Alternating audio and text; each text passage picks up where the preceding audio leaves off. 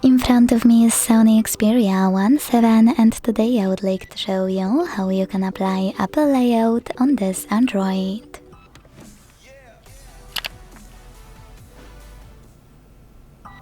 Begin by opening Play Store and downloading free app called LaunchOS from Launcher Studio Developer.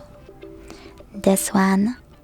When your app is ready, you don't have to open it, you can exit Play Store and go into Settings.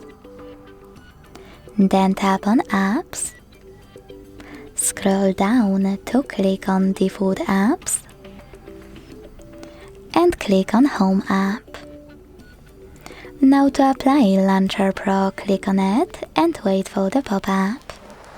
Select Allow All and wait.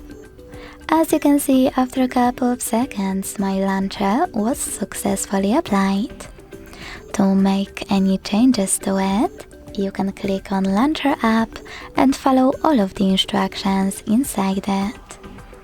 If you want to go back to your default launcher, go back to Default App Settings and click on Xperia Home.